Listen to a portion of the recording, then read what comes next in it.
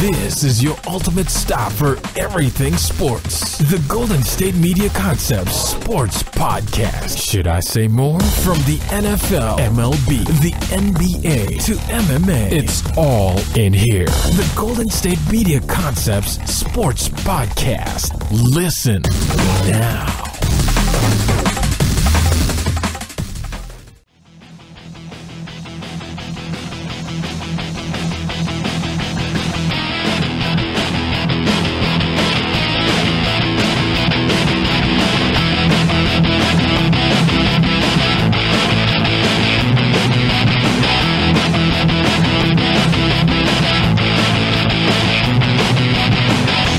All right, and welcome to the GSMC Sports Podcast. This episode is brought to you by the GSMC Podcast Network, and I am your host, Jesse Tapia. Again, Jeff and I will be switching off this week as far as who's hosting the show. Not sure if Jeff or someone else will be taking over the show next week, but nonetheless, it will be us this week. And here's what we got going on for today's show. We're recapping Pittsburgh and Tampa Bay Monday Night Football for the first segment. Second segment, we're going to be talking about Jimmy Butler along with anything else going on in the NBA. Third segment, we will be talking about the MLB scores from last night along with storylines. And then for the fourth segment, we will be talking about whatever else it is that's going on currently in the world of sports. So I'll get into the scores and stats for the game yesterday, and then Jeff and I will give our thoughts on the game itself. You had the Steelers winning 30-27. Ben Roethlisberger, 30 of 38 throwing the ball, 353 yards, 3 touchdowns, 1 pick. James Conner, I'd assume not what Steeler fans were hoping. He had that one solid game against Cleveland, but isn't really Le'Veon Bell like they'd expect. 15 carries for 61 yards there. That's an unfair assumption, though. Yeah, but Steeler fans on Twitter, though, were saying Le'Veon was, like, anyone can do it behind that offensive line, and James Conner would pretty much insert himself in, and it would be a difference. Then you had Juju Smith-Schuster, 9 receptions, 116 yards there. Vance McDonald, 4 receptions, 112 yards and a touchdown. Also put Chris Conte to the ground with a stiff arm on that touchdown. Antonio Brown, 6 receptions for 50 yards and a touchdown there. And then looking at the Tampa Bay numbers, Ryan Fitzpatrick came back down to earth a bit, I guess. I mean, he still did throw for over 400 yards, 411, 3 touchdowns. People turn on him quickly, though. They turn on him fast. Well, I mean, it is Ryan Fitzpatrick. We do know what Ryan Fitzpatrick is, I guess.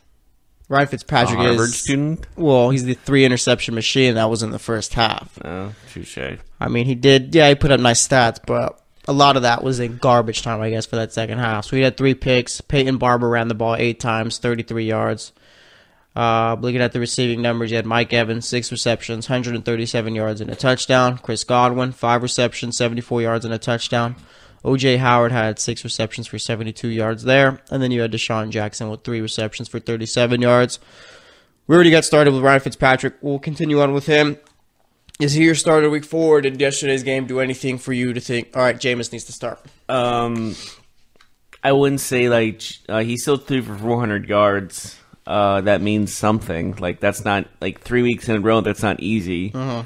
And from the way other quarterbacks have thrown the ball for, like, barely 200 in the last couple of weeks, I don't give up on him right away. I give him more of an opportunity. I give him more time because Jameis Winston last year didn't play up to what he was supposed to be. Uh-huh. And with Winston doing a suspension for, what was it, that Uber driver thing? Yeah, I think he had to get suspended for that. He grew up an Uber driver? Or was it like, come on. Sorry, I just get really sick and tired of, like, these kind of things. It's very easy not to do them. You know what I mean? But what are you going to do? I mean, this guy stole a lobster. Or was it crab? Yeah. For heaven's sakes.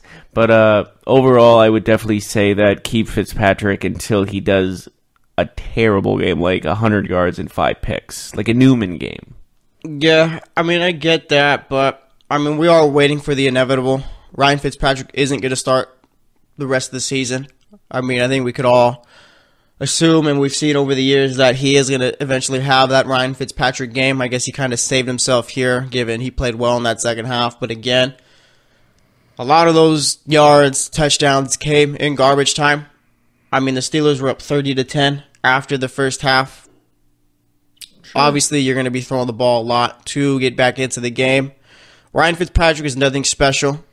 He never has been. He's had a couple of solid seasons, but other than that, he's been a journeyman quarterback who is, in reality, a backup. He's a Josh McCown. And did Josh McCown ever get a starting gig or get signed to be the starter? McCown's had a couple of years where he was a starter. I remember he had a solid year in Chicago, I think it was, and then that's pretty much what. Oh, I'm thinking of like Matt. Like he didn't get like a Matt Flynn, like he could be the starter type contract ever, did he? I'd have to check back, but I don't think so off the top of my head. Do you remember Matt Flynn? Yeah, I remember. I don't think anyone else does. Remember he got beat up for Russell Wilson when he did get that contract. That I feel bad for him in that situation, though. Who, Flynn? Yeah, he kind of like he was supposed to go in and be the man, and then wasn't even. I don't think he even got a chance to be the man, did he? Well, it was just Russell the whole time. Well, no, because he signed that contract. He was supposed to be the guy, but he just wasn't good enough in preseason. Everyone knew that Russell Wilson was. Preseason, well, whatever. It's in the past. You can't get mad about the past. Well, yeah, I'm assuming that Seahawks made the right decision.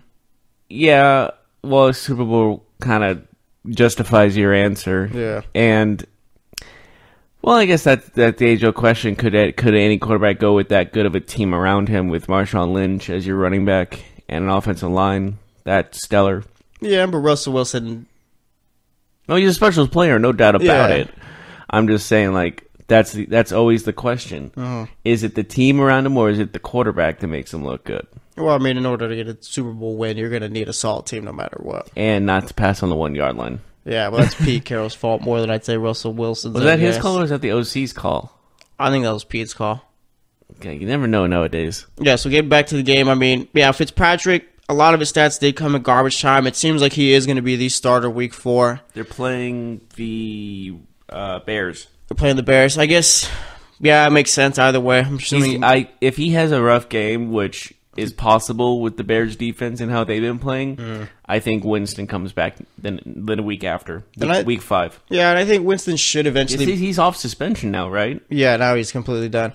But Winston should eventually become the starter. Ryan Fitzpatrick doesn't have much of a future in the NFL. I mean, as a backup, yes, sure, maybe, why not? But Tampa Bay's got to figure out whether or not they're going to want to pay Jameis Winston long term. Same way Tennessee does with Mariota, okay? Jameis has his 5th-year option, so he'll be there next year. But there's no point in wasting snaps for the guy. You still don't know what you have there. Do you give either one an extension if you're the Titans or Buccaneers, in your opinion? I think it's a wait-and-see type of thing. With Mariota, I mean, we talked about it yesterday, I believe, on the GSMC football podcast. You said that pretty much the quarterbacks coming into this year's draft class. You don't need to take a quarterback, I guess, this year, given they got 5th-year options, they got picked up. So I guess it's a wait-and-see type of thing. I would wait till next year to give them that deal. So next year is like, if you're a quarterback, you should go for the draft type of thing. In yeah, college, like if Jameis isn't playing well next year, then I think you could tell. All right, this isn't our guy. Has Jameis had a good year? I mean, he's had solid numbers, but it's not like mind blowing. I think his second year was decent. Mariota he hasn't made the playoffs, has he? No, but I mean, he didn't really have a team around him till last year. And even last year, I mean, they had the hurricane and had to take their bye week 1 and then play 16 straight games. Plus, he had that shoulder injury. So I forgot they took can you imagine that? All right, we're about to start the season. Okay, wait, next week. Yeah, and then here's 16 straight games. Have fun. And then he injured his shoulder too. So last season was bad, but I mean, they weren't really put in a position. Really weren't really put in a position to succeed. When do the bye week start? That's like this week or next week? Yeah, this week. I think Carolina's on a bye week. Mm-hmm. Yeah. So we look at that. I mean, we'll see what ends up happening. Looking at the Steelers, yes, they did win. Yes, they did play better for the first half. Second half, I mean, I guess you could say they took that one off. No points in the second half. Defense is still a huge problem. I mean, did this game do anything to change your mind about the Steelers, or are they just is it anything special with this team? Special is a strong word for this team, at least. I think there's way too much drama going on off the field that it's affecting the play on the field. But that's my opinion. Mm-hmm. And what I think is this team is middle of the AFC North. I don't see them conquering the division like they have 100 times in the last 100 years type of feel. Yeah. So I'm not saying like the steel curtain era of this generation is over. I'm just saying this might be a lull in that time period. Yeah, I mean, every team has those kind of seasons where it's just not a great one. They got the Ravens next week in Pittsburgh. That's going to be a Sunday night game. Everyone has bad seasons except for the Patriots for some reason. Yeah, and then they got the Falcons the week after that. Then they're in Cincinnati, so they got a tough. Well, I'd say they got a tough 4-game stretch coming up. Even I don't know actually. The Steelers' schedule isn't too forgiving for the next few weeks because you got the Ravens on Sunday night. Then you're playing the Falcons. You're in Cincinnati. Then I'm assuming you'll be playing the Baker Mayfield-led Browns unless he just stinks it up within the next few weeks. He's starting, they said. Yeah, and then you're back in Baltimore. You're playing Carolina. They're playing the Raiders, so he shouldn't do that terrible. Yeah, and then you'll be playing in Jacksonville at Denver. You think Gruden goes 0-4 with the loss to the Browns? I'm not sure yet. Okay. But getting back to the Steelers, I mean, like I said, you got to rest the schedule where it is tough. So, I mean, the Steelers team is, I'd say you're going to have to overcome some adversity.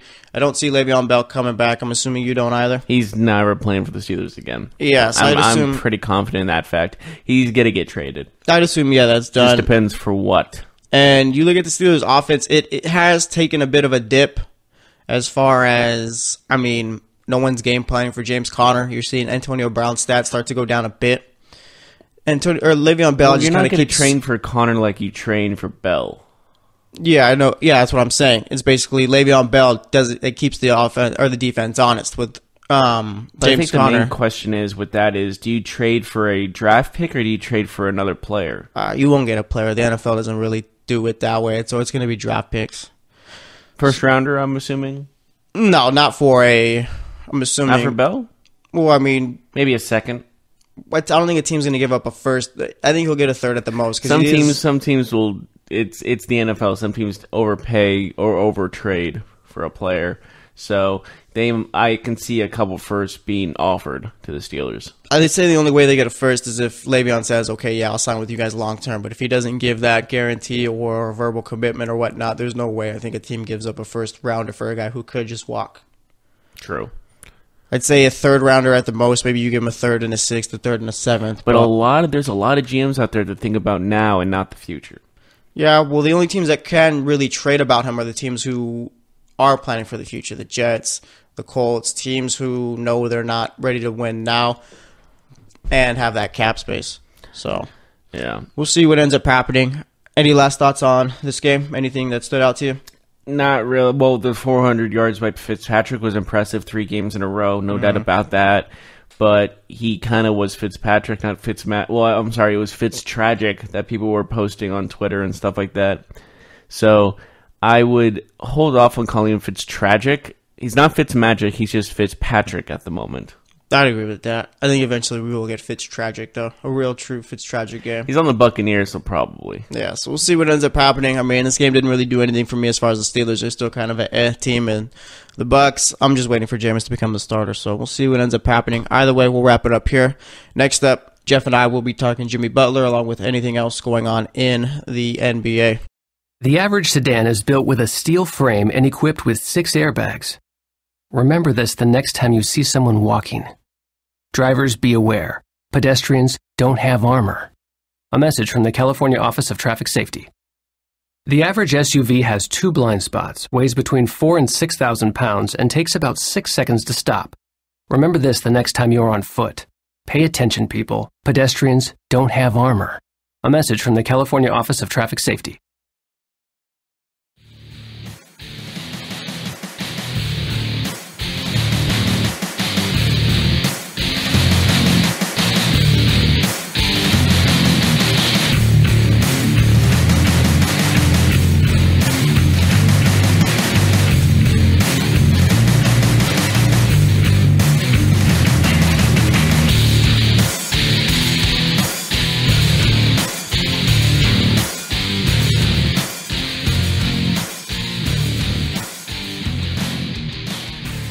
All right, and welcome back to the GSMC Sports Podcast. Jeff and I spent that first segment recapping the Monday night game that was between the Pittsburgh Steelers and Tampa Bay Buccaneers. Steelers winning that one 30-27. But we move on now to the NBA. And Jimmy Butler is still a story. The news now has been that he's not interested in rejoining the Timberwolves at all, meaning even if they don't get him traded within the next couple of weeks before the season starts, he still won't be joining up with the team. And I get that. I mean, it seems like the bridge has already been burned there. A fight would break out. Yeah, the bridge has already been burned. Towns, you can tell Towns doesn't like him. Wiggins doesn't like him. Triple threat match in WWE. Wiggins versus Towns versus Butler. I think it might be a handicap 2-on-1. 2-on-1? Yeah. Even you got Wiggins and Towns on the same team. But you look at it, I mean, you've had Wiggins' brother send out tweets about how happy he is. I hate when family members get into beef. I'm like, they're just... Yeah, I mean... You can talk with your brother about it. Just text each other. Yeah. No, don't say, oh, my brother, like, you're this, and that. Like, you're who are you? You're the brother. Yeah, it just creates a problem, too. I mean, Wiggins didn't really have a say about anything until his brother ended up, tweeting all this stuff out. And then you got Steven Jackson coming at him. Dude, if I was Wiggins, I'd be like, turn off your Twitter. Delete your Twitter account right now. Yeah, because I think he did make his Twitter private after that and then delete those tweets. That was probably Wiggins' made him do that. Yeah, so right now, obviously, they're still trying to find a trade suitor. Thibodeau wasn't really too keen on trading Jimmy Butler. I think he was trying to keep him around, but you had the Timberwolves owners pretty much telling everyone, no, we're trading him if Thibodeau's not trying to contact me. Do you think they're going to trade him to a bad team just out of spite? I think they'll trade him to whoever gives them the best package. I mean, obviously, it's been stated that Jimmy Butler's 3 top teams that he wants to go to are the Knicks, Nets, and Clippers. Doesn't mean he's getting it, though. Huh? Doesn't mean he's getting it. Yeah, I'm not saying he is, but like I said, I just think it's going to be Miami apparently has been pushing hard for him. Yeah, and then you got the Kings who want to be a third team in that deal where they can take on bad contracts, but want a first-round pick in return, given... Well, if they're going to take on the bad contracts, they need something. Well, yeah, and with the first-round pick, they're going to blow it anyway, so what's the point? Well, sorry, I'm bitter, but just how bad their drafts have been in the last 10 years. It's if you're a fan of this team, you're like, well, what are you going to do with a pick that you're not going to do? You're going to pick a postman again for the 5th time in a row. Yeah, well, either way, they still need a pick for the 2019 draft, so it makes sense. Plus, the Kings aren't in a position to win now, so they can't take on those bad contracts. We're in Northern California, so we can tell that there are some spiteful Kings fans in the area. Yeah. So you look at it, the Kings were able to attain a first-round pick. That'd be a plus for them. Plus, like I said, eating up that salary cap space. What bad contracts are they going to take, though? That's the question. I know they got Gorgie Jang over in Minnesota that they're trying to offload, too. So there's that. And then I'm assuming, where do you think Jimmy Butler ends up?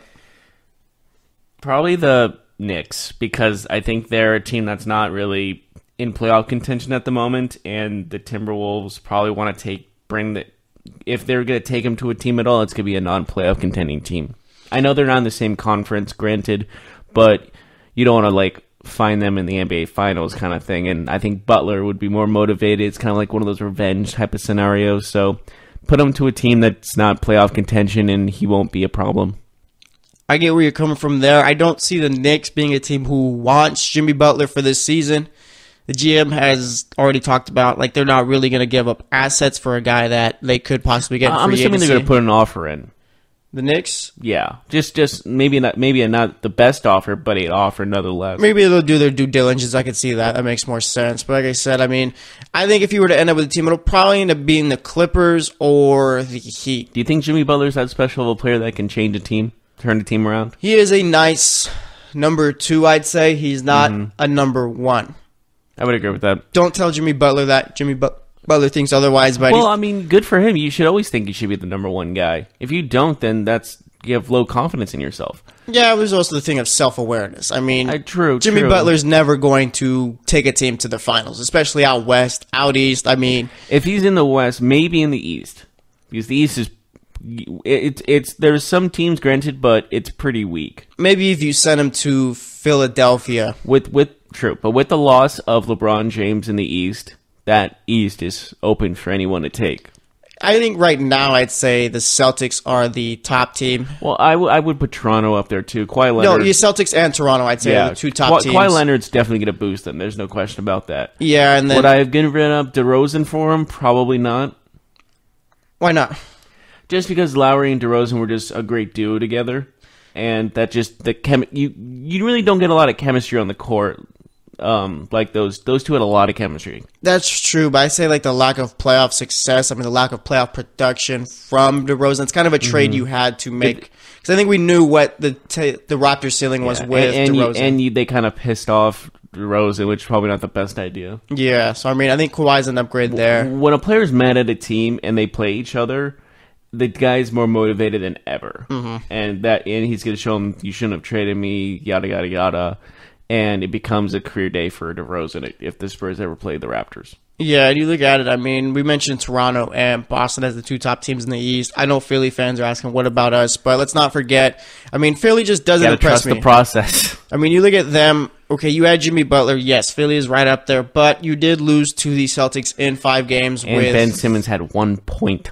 Yeah, one of those games. I think people really need to remember that. 1 point in a playoff series for your number 1 overall pick.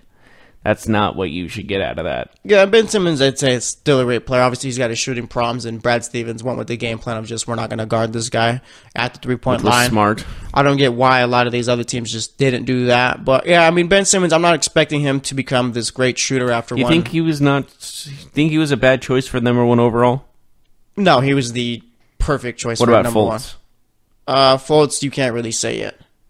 Has he played a full season yet? No. I mean, he spent pretty much last year, I guess, hurt. Also had pretty much got the yips. How many times has the number 1 overall pick been hurt in his rookie season? For the Sixers, Simmons was, Embiid was, and then Fultz. Blake Griffin was also when he was number 1 pick. Like I don't want to say it's bad luck, but it's like an injury bug with the 1 pick in particular. Yeah, that's true. I mean, looking back. I mean, Philly's had a lot of the last few first picks, but looking at it, I mean, with Philly, if they were to get Jimmy Butler, that'd be one great first move for newly promoted GM Elton Brand. I mean, it's going to be kind of odd seeing him be the GM now since we've all watched him play in the NBA for the last few years. But, do you see him as a good GM? Like, he was a pretty good, decent player, and he was mainly known for, like, the Bulls. Like, going to the Sixers seems kind of out of nowhere to me. Well, he's just a vet guy. I mean, as far as him being the GM, I mean, I'm not going to make any... They should have learned from Sacramento. Vlade Divac's the worst GM probably in the league.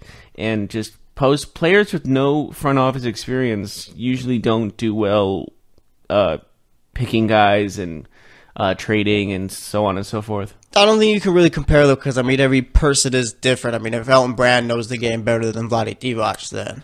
Well, Vlade played for, 20 years, it felt like? He played for a long time. Yeah, but... And he was actually involved in the trade that Kobe Bryant from the Hornets to the Lakers. Yeah, but I'd say playing isn't really... Like, everyone could always play. It's kind of like you look at it, scouting, like, you could play, but you can't... Like, look at John Elway. John Elway hasn't been able to find a decent quarterback since Peyton Manning. Okay, that's not fair. You can't say, you were comparing him to Peyton Manning. Well, no, I'm just saying. But you look at, he's picking the guys that is his style of quarterback, 6'4", 6'5". Yeah, because you look at Elway. I mean, he was a great NFL quarterback, obviously one of the all-time greats. I mean, but pretty much Manning fell into his lap. And then after that, I mean, Simeon, Lynch, Osweiler, not really great quarterbacks. So I'd say play doesn't equate to Keenum is probably on that list also. Hate to say it. Keenum's much better than those 3 guys. I don't think it's close. But I don't think he's not a guy who would make him your number 1 guy. You would not sign him to be the man. I think Elway knows what he's got in him. He only gave him a 2-year deal. So it's pretty much a wait and see. I mean, Keenum is a game manager type, I'd say. Yeah. But yeah, getting back to this, I mean, as far as Jimmy Butler, you look at it, I think Jimmy Butler might be the problem as far as everywhere he goes, given... Do you think he's a cancer? I feel like that word gets tossed around too much. I wouldn't call him that or anything like that. You would call him a problem, though? Well, he has been the constant in each problem. I mean, you look at the Chicago Bulls. Obviously, there was a falling out there. Him and Derrick Rose are going back and forth as far as who the number 1 guy on that team was. Derrick Rose, I mean, again, self-awareness is the term here. He isn't really self-aware about the fact that he just wasn't the same player that he was before his knee injuries. Jimmy Butler. Which knee injury? Well, I mean, you got them all right there. Jimmy Butler obviously should have been the guy in Chicago. Chicago ends up trading him over to Minnesota. I thought that would put Minnesota over the top, to be honest, but what are you going to do? Yeah, and then you look at it now, I mean, I'd say Chicago ended up getting the better of that Jimmy Butler deal. I mean, you got Larry Markkinen, who you used with that first-round pick. He's going to be a stud without a doubt. Zach LaVine's a decent player, and then Chris Dunn, I'd say, had his best season in the NBA since he's been drafted. And you look at Jimmy, I mean, now after 1 year with the Timberwolves, here we are again. More drama. Yeah. I mean, like I said, with the Bulls, you felt like Jimmy was right, and maybe the Bulls did him wrong there. But when it's happened back-to-back, I mean, you got to kind of look. Like he was done wrong by this? By this? By the Timberwolves? I just think that he just doesn't like playing with Towns or Wiggins. I think he just feels that... Playing with talent? I never really understood that. Well, I mean, yeah, you're playing with talent, but again, you are pretty much spending, like, going to practice with these guys. And I think his thing was they're not really giving pretty much their... Not their all, I wouldn't say that, but it's kind of with Towns and Wiggins. Like, they have a life out of basketball. Leader. Yeah. He wants to be the leader, and Cat is the leader, and Wiggins is probably the number 2 guy, and he doesn't like that. That's my take on it, at least. Yeah, and I feel like if the Bulls or the Timberwolves had to decide between, okay, who do we want to build our franchise around? If it's Towns or Butler, it's obviously going to be Towns. Bulls at one point because of who they're signing. Yeah, because they brought in Luol Deng. I never really understood that one, but I mean, yeah, if you got to decide between Jimmy Butler and Karl Anthony Towns, that answer is fairly easy. It's always going to be Towns. He's younger. He's got more upside. Jimmy Butler, we know what he is at this point in his NBA career. He's a great player. I'd say he's a top 20 to 15 player, but he's not a guy you build a franchise around. He's like Carmelo Anthony. Carmelo Anthony was one of the, I'd say, 5 best players in his prime, but just not a guy that you can build around. You won't succeed doing that. You won't get to where you want to be. Denver. Yeah. Because that's when his prime was. You can say he was the Knicks, but I think when he was in Denver in the cornrows, I think that was his prime. Yeah, he was solid there. His best play, at least. Yeah, because they had Iverson and all those guys out there. Because once he went to New York, it was kind of like he was already like not welcomed by Phil Jackson. Well, Phil Jackson got there like later on, years after that. But as soon as he got there, it felt like he didn't belong anymore. Yeah, but Phil Jackson might have just been a crazy guy given. I mean, the dude was terrible with the Knicks as far as his personnel decisions. He's a good coach, not a good manager. Yeah, so we'll see what ends up happening with the Jimmy Butler situation. I'm assuming he gets traded, within the next couple of weeks. Who's your team you think goes to? I'd say probably the Heat. I've always thought the Heat were, at first before the teams came out. Do you think him and Wade would get along in his final season? Yeah, because they got along well in Chicago, too, when Wade was there for a bit, so I don't see a problem there. I mean, they'd be a playoff team, maybe a 5 seed, 4 seed, but wouldn't get past Boston, Toronto, or Philly, I think. I mean, actually, I wouldn't say they'd make it a series with Philly. Toronto and Boston, I think, are just the clear-cut 2 best teams in the East currently. So you think it's either Toronto or Boston going to the finals? Yeah. I'd agree with I'd say that, given, Kawhi is a much better playoff performer than DeMar DeRozan is or was. Yeah, well, he does have a finals MVP. Yeah, so we'll see what ends up happening. We're going to go ahead and wrap it up here. Next up, Jeff and I will be heading to the MLB, looking at yesterday's scores, along with these storylines currently going on in the MLB, so stay tuned, and we will be right back. The average sedan is built with a steel frame and equipped with 6 airbags. Remember this the next time you see someone walking. Drivers, be aware. Pedestrians don't have armor. A message from the California Office of Traffic Safety.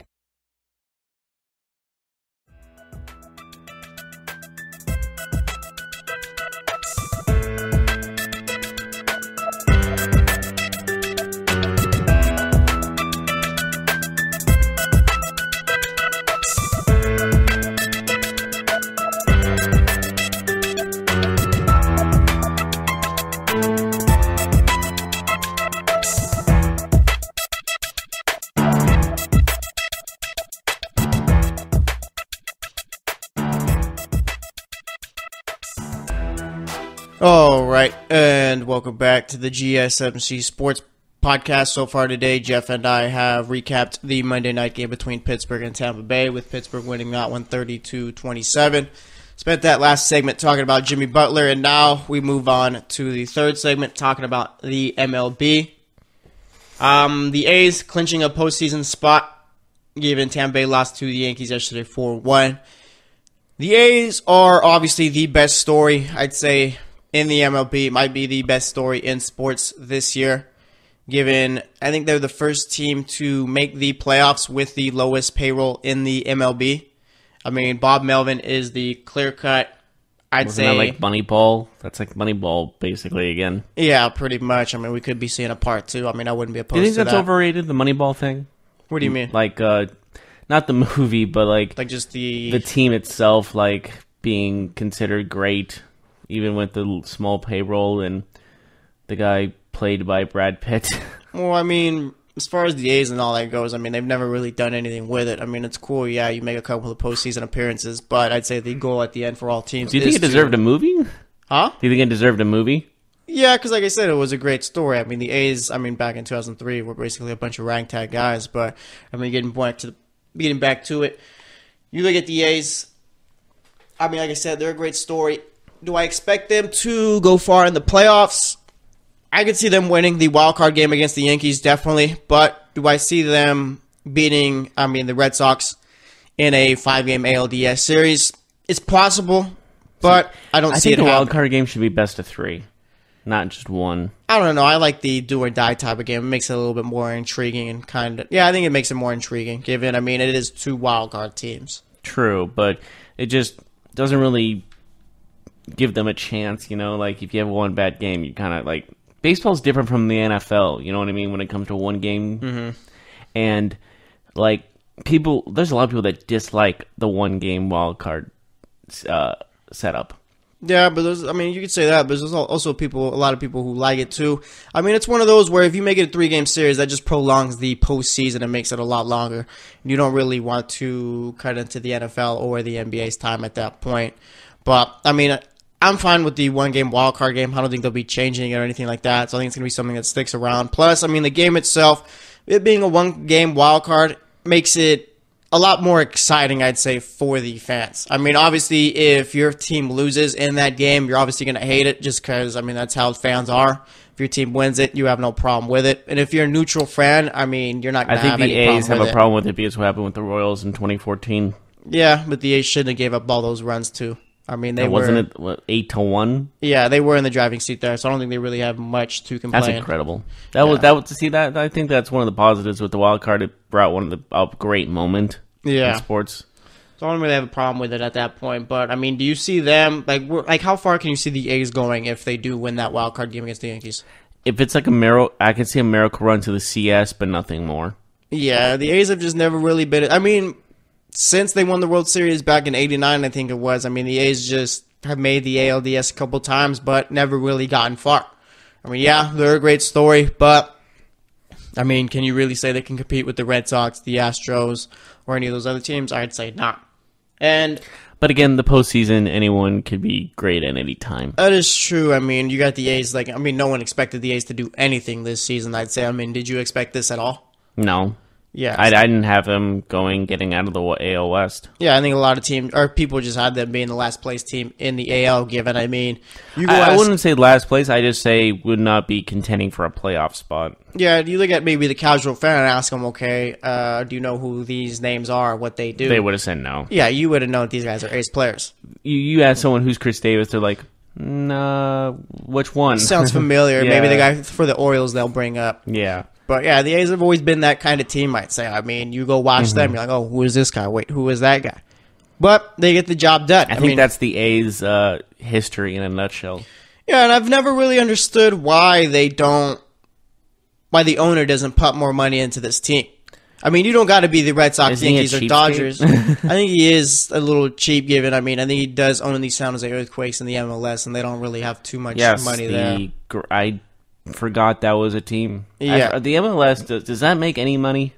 Yeah, it does. It's getting much better now. But getting back to the baseball aspect of it, I think the owner needs to put more money into this team. Like I say, you don't need to be a Dodgers, a Yankees, or a Red Sox type team. Oh, no, of course not. But the Giants, I'd say they don't have one of the highest payrolls, but they do well enough for themselves where they can go out and get this free agent or can get this player. They're willing to spend the money. Yeah. The A's are not. Yeah, and that puts Billy Beane in a... It's like he should have a bag of money with an evil mustache and a girl on train tracks. He's kind of evil like that. Yeah, and you shouldn't have to trade guys like Josh Donaldson or any of those guys that they have before when they're in the final year of their deal, just because you can't pay them or whatever. Like that should never. I don't happen. think it was can't. I didn't. I think it's don't want. Well, yeah, to. it is don't want to. So I guess that's they the totally proper term could there. have. Yeah, you shouldn't be getting rid of top players like that because I mean that's how you stay as a sustainable, decent team in the AL. I mean, rather than going through the cycle of. We'll be good for a couple years. Then eventually our good players will be up for contracts. We'll trade them for prospects. We'll be bad for a few years up until those prospects are developed and ready to go. Once the prospects are ready to go, we'll have a decent team again, and so on with the cycle. I think the A's rely more on their farm system than any other team in the league because money. They don't want to pay for those big players, so they're trusting their farm system will get them farther than anything else. Yeah, you got the fans who haven't really been showing up, even given, I mean, we got the last couple of weeks of the season coming down. Oakland's never been that big of a baseball town. Well, I don't think it's that. Oakland, like the city, I think has always had probably some of the best, most loyal fans in sports, I'd say. But I would just say for the Raiders, yeah. Well, I guess you can put the Warriors up there. I'd say the A's, they're not showing up just because of the fact that, I mean, I've seen a lot of them on Twitter and they share their feelings. It's kind of like, what's the point given these guys that we are currently watching playing well, they're going to get traded in a couple of years, and it's going to be rinse and repeat. It's like losing faith because you know it's not going to last long. You can't get attached to these players. I wouldn't say it's like losing faith like they want to, but it's just more so sticking it to the owner, I'd say, is what they're doing here. Well, the owner's probably the cheapest guy in the league. Yeah, because you look at it, I mean, maybe... He's just, honestly, he got lucky with the talent he had. Yeah, maybe... He's very fortunate that his small payroll, but like Chris Davis is going to ask for a huge contract. Do you think they're going to just trade him? Eventually, yeah, I think he'll get traded. He'll end up with a team like Boston or New York. I can see him even with the Giants. Yes, well, I'd say yeah. I was thinking maybe the Giants, like they would trade money. They done that before, and I could totally see the Giants trading just for money and a couple prospects. Yeah, the A's always going to take prospects, but you look at it, I mean, they're a great story. They could make a run. I just don't see it happening. So now... But anything's possible, of course, in the postseason. Yeah, then you had the Red Sox yesterday. It'll be a great story. Yeah, definitely. Then you had the Red Sox yesterday breaking their franchise record for wins in the season with 106. I mean, if not for Bob Melvin, Alex Cora is the AL Manager of the Year, and it's kind of crazy to say that he's not going to be, given his team has won 106 games. Like, you get the high payroll and all that, but just, I mean, going through a whole MLB season with, I mean, guys hitting the DL and not really hitting a slump at all has been solid, considering, I mean, this team is a lot of the same players from last year, minus J.D. Martinez, and they are clearly much better. So, obviously, I think you could say Alex Cora has had his little imprint. I think any manager could have made that team that good. Well, I mean, you had John Farrell, like I said, who had basically the same players last year, and I mean, there was locker room problems. The team was just terrible all around. I think it was more of a just the environment in the locker room. Just it was kind of a hostile environment almost. Yeah, I'd say a lot of them. This one's kind of different. Like he's kind of made it a more I would say like fun, like a laid back environment. And I think if it's 162 games, it's a long time. So you can't be uptight and strict about every single game. You got to be loose. You got to be relaxed. You got to have fun, especially in this long of a season.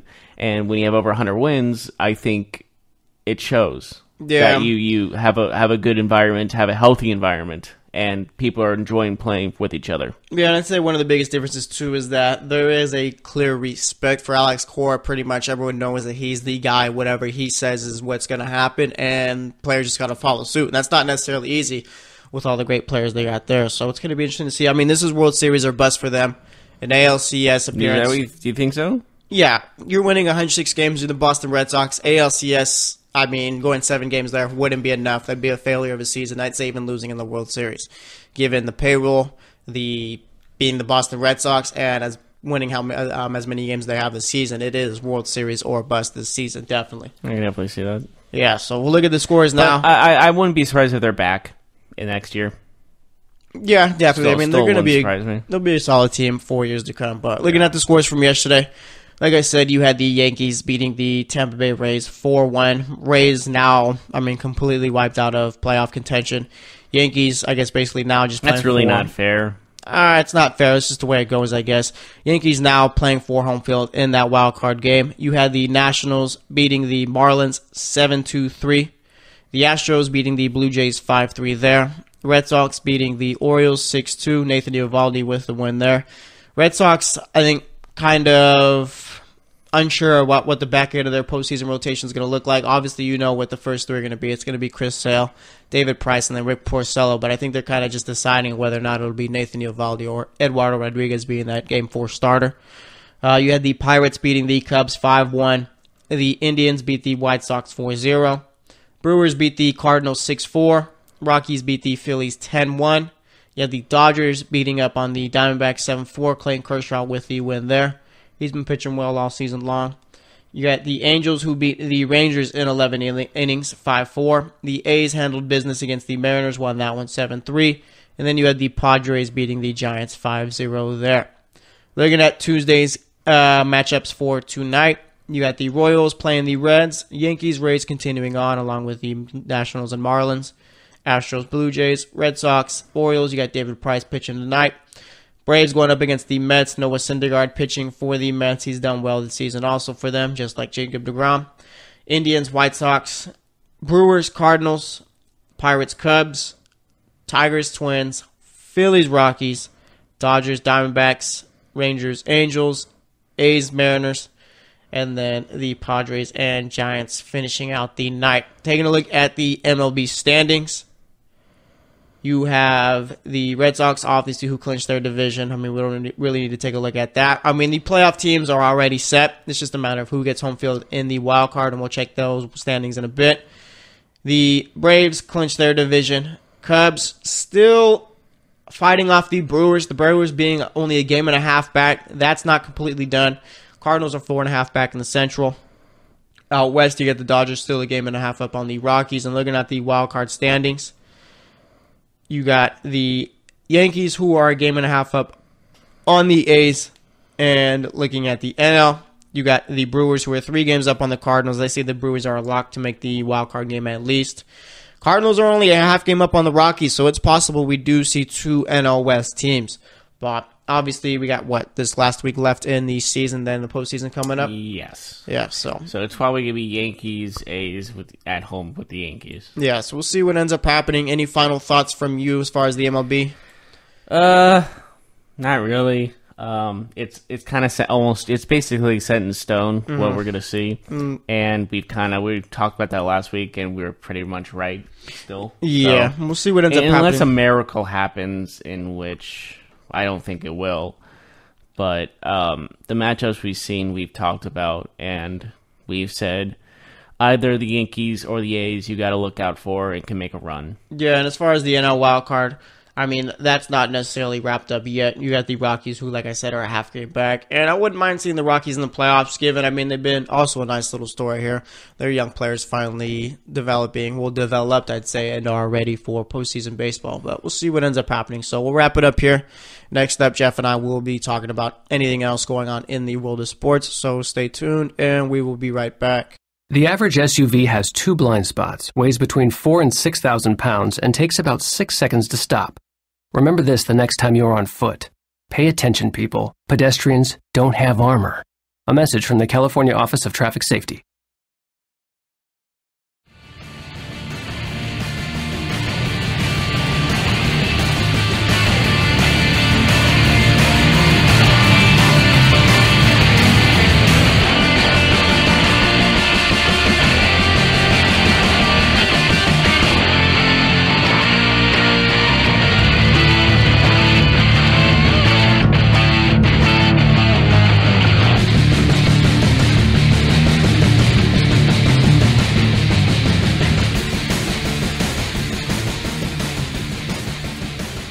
All right, and welcome back to the GSMC Sports Podcast. So far today, Jeff and I have recapped the Monday Night Football game between Pittsburgh and Tampa Bay. We talked to Jimmy Butler, talked MLB in the 3rd segment, and now for the 4th, we will talk about anything else going on in the world of sports. You much of a soccer guy, or not really? No, unfortunately, I'm sorry, I'm not. So Jeff is not a soccer guy. Either way, I will be getting into some soccer news right here. You had the FIFA Best 11 coming out. You had Cristiano Ronaldo as the striker. Then you had Messi, Mbappe, and Hazard in there included as well. Modric and Conte as the midfielders. And then Dani Alves Rafael Varane, Sergio Ramos, Marcelo as the defenders, and then De Gea. I don't get why Dani Alves is in this starting 11. I mean, he didn't really play much last season, and I don't even think he was that great last season. I don't have a problem with Conte, Modric, Mbappe, Messi, Hazard, or Ronaldo, Varane, Ramos, and Marcelo. I mean, that's like clockwork there. I have no problem with them being in there. As far as who you could have maybe put in besides Alves, maybe Joshua Kimmich, or even possibly a Jordi Alba type, or someone like that. But soccer world's never really cared about defenders, I'd say, so that's just the way it goes. And then you had Luka Modric winning the FIFA Best Player Award. I don't have a problem with that, but looking at how all the other players were voted, it was a bit odd just looking at it. I mean, looking at how they voted it, you had Luka Modric one being, of course, and like I said, I had no problem with that there. I mean, I guess it is great to finally have a player besides Cristiano Ronaldo or Messi winning it. I mean, either could have gotten it there. You had Mohamed Salah coming in third. I guess that's questionable given, I mean, you look at it, Messi or Mbappe in fourth and Messi in fifth. Messi shouldn't have been in fifth. I mean, he's had a much better season, I'd say, compared to the others. And, I mean, we all know what you get from him. So I'd say I probably would have put Messi third, Salah fourth, and then Mbappe fifth. And you had Griezmann sixth, Hazard seventh, De Bruyne eighth, Varane ninth, and then Harry Kane 10th. So, I mean, as far as who won it, I have no problem with Modric. But Messi, obviously, I'd say, was voted too low there. And, I mean, that's all I have as far as soccer news. If you want to hear more about it, you can check the GSMC Soccer Podcast and listen to me talk about it, obviously.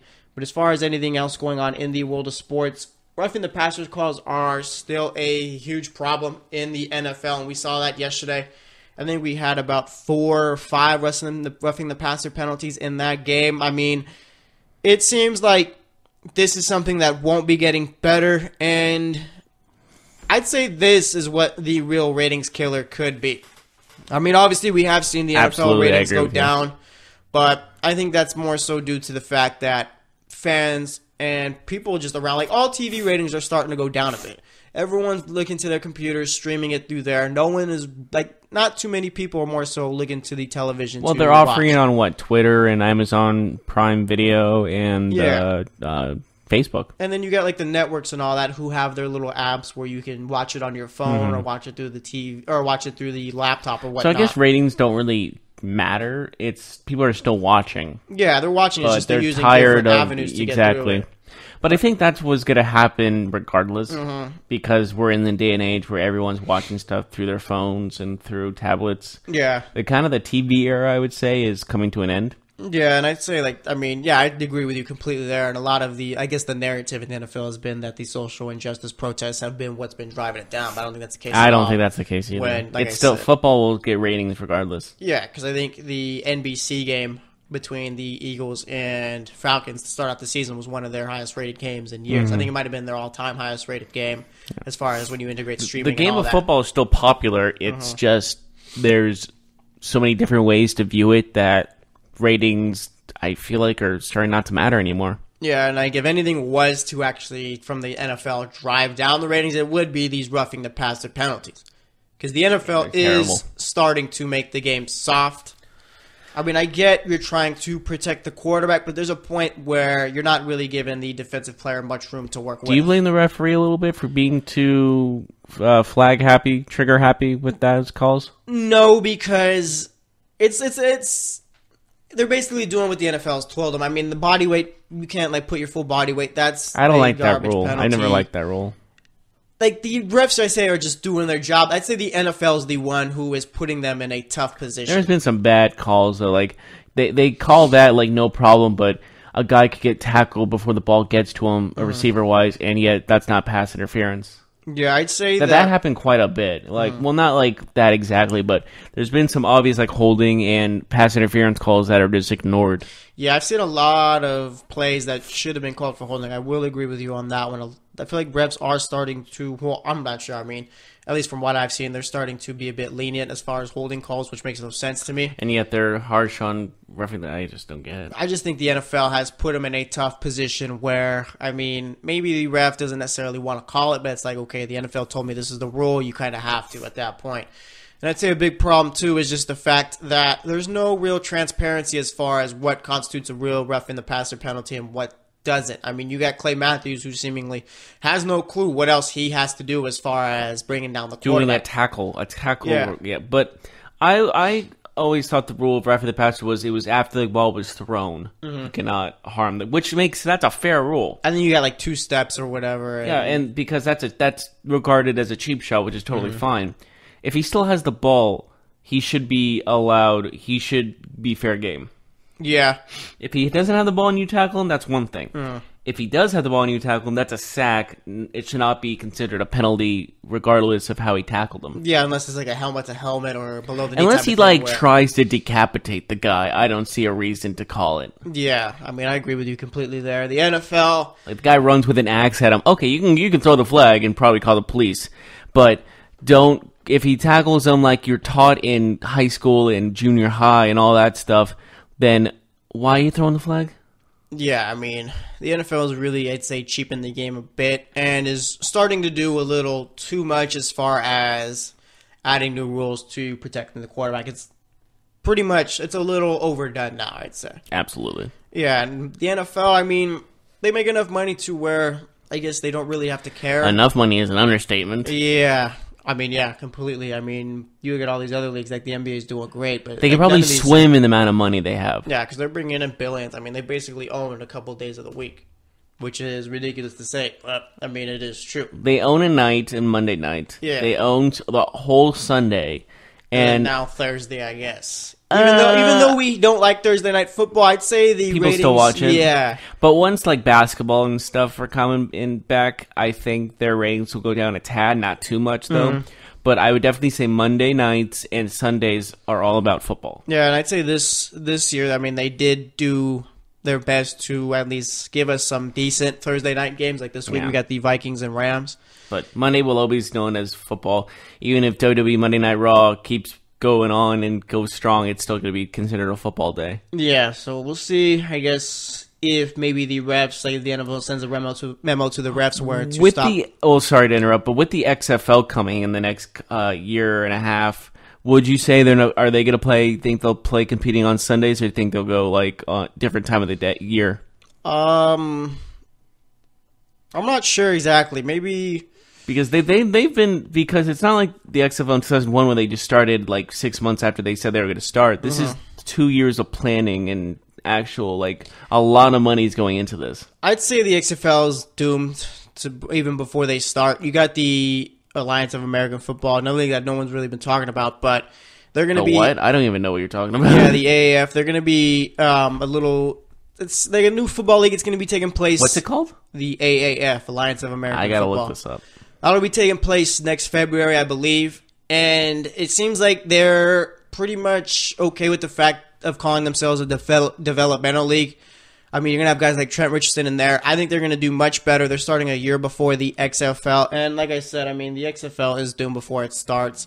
But they were founded 6 months. They started 6 months ago saying they're going to start this right now. And I think that's too early to start a whole league.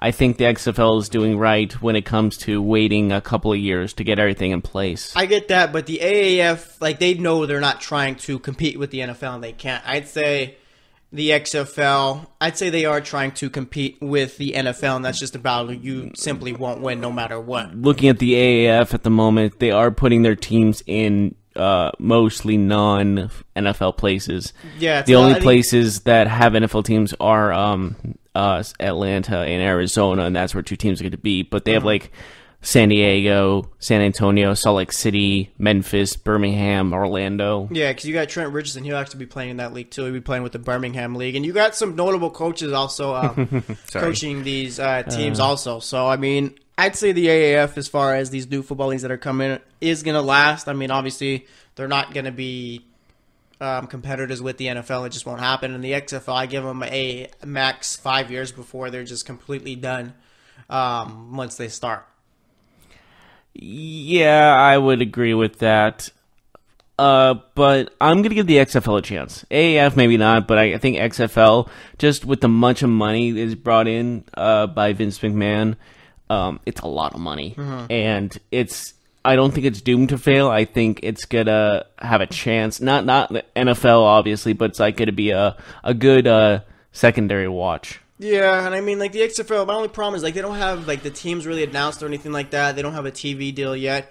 The AAF actually has a TV deal. They'll be on the CBS networks. I'm not sure if they'll be on the CBS main channel, maybe on the CBS Sports Network, but nonetheless, it is solid to land with a network like that. I do want to bring up that one of the teams, the Arizona team, is called the Hot Shots, and that used to be my basketball team back in the day, AAU basketball team. So I think that's a funny little shout out there, yeah, I just thought, like, who names their team the Hot Shots? Like in football, basketball makes sense, not football. I'm curious to see what these leagues look like and what the quality is like. But I always enjoy the names they come up with because some of them are creative. Yeah, you kind of some are not at all. Got to make them a bit gimmicky, I guess, just to draw that interest. Yeah. But, like it's called the Orlando Apollos, which I think is a cool name. What's an Apollo? Isn't that like the space thing or whatever? Yeah, the space station. That's what I'm assuming they're going for. Maybe Apollo Creed from Rocky. That's their logo, just Apollo Creed's face. I mean, that would be amazing. I would root for that team. But I think looking at their logo, it looks like a spacecraft. Yes. A spacecraft with an O shape, or maybe a person with an arrow. I can't tell. Oh, Apollo, maybe the Greek god. Maybe. I mean, I think he was Greek. I'm not too familiar with that stuff, but either way, it'll be interesting to see how. I mean, these leagues do. Like I said, the XFL I don't really see lasting too long. The AAF, I think, will do well if they consider themselves a little developmental league to get guys back into the NFL. It's going to be very interesting to just look at it. Yeah. But any last final sports thoughts from you? Anything currently going on? MLB, NFL, anything that has to do with sports? Not really. We kind of covered most of it, but looking at the next two football leagues that are going to be coming, we'll see how those go. Yeah, I'll definitely take a look at them because it's always nice to look at new jerseys and new teams and stuff like that. Plus, it's just more football also. Yeah, I can never go wrong with that. Yeah, so we'll see what ends up happening. Either way, we're going to go ahead and wrap it up here for today. Today, Jeff and I recap Monday Night Football, talked NBA, talked MLB, and then for this segment, got in with a few different sports topics. So thanks for listening to the GSMC Sports Podcast. Again, Jeff and I will be switching off as far as who's hosting the show this week. This will be my last week here, so thanks for listening again, and we will be back tomorrow.